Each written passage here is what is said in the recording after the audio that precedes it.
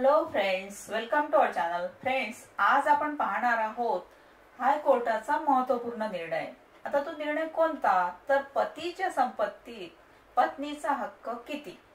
तर friends, video पूर्ण बघा, लाईक कमेंट शेअर करा आणि सबस्क्राईब करायला अजिबात विसरू नका.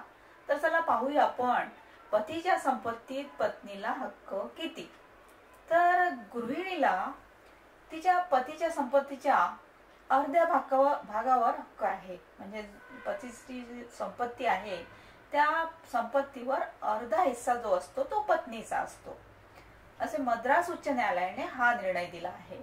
आता एक गृहिणी 24 तास सुट्टी शिवाय पूर्ण 24 तास आपल्या घरासाठी राबराब काम करते, सर्वांची सेवा करते. कधी डॉक्टर बनवून त्यांची सेवा करते, कधी नर्स बनते, पूर्ण जेवण बनवते, सर्वांची सेवा करते. कधी रविवार नसतो, कधी सुट्टी नसते. तर ही जी गृहिणी आहे त्या गृहिणीसाठी यावेळी मान्य न्यायमूर्ती यांच्या खंडपीठाने महत्त्वपूर्ण निर्णय दिलेला आहे. ते पुढे म्हणाले की महिलेला तिच्या पतीच्या कमाईतून विकत घेतलेल्या मालमत्तेत, म्हणजे पतीने जी संपत्ती विकत घेतलेली आहे त्या प्रॉपर्टीमध्ये समान वाटा मिळेल. कारण कुटुंबाची काळजी घेण्यासाठी पत्नीच्या सहकार्याशिवाय पती काहीही करू शकत नाही, पैसे सुद्धा कमावू शकत नाही, असे मान्य न्यायालयाने म्हटले आहे.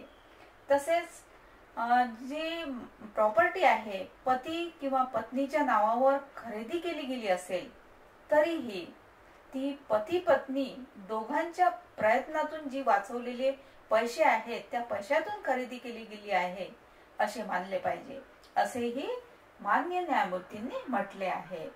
आता मान्य उच्च न्यायालयाने काय म्हटले तर पती आणि मुलांच्या संगोपनासाठी स्वतःला झोकून दिल्यानंतर स्त्री ही प्रत्येक वस्तूवर समान भागीदार असते.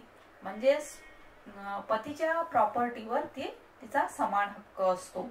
आता गृहिणीच्या योगदानाची दखल घेण्यासाठी अद्याप असा कोणताही कायदा तयार करण्यात आलेला नसला तरीही मान्य न्यायालय या योगदानाची ओळख पटवून देऊ शकतात. आता महिलांना त्यांच्या कुटुंबाप्रती दिलेल्या समर्पणाचे प्रतिफळ मिळाल्यास त्यांना योग्य न्याय मिळेल असे मान्य न्यायालयाने म्हटले आहे. तर फ्रेंड्स, हा होता महत्त्वपूर्ण निर्णय, प्रत्येक पत्नीसाठी महत्त्वपूर्ण निर्णय होता. थँक्यू.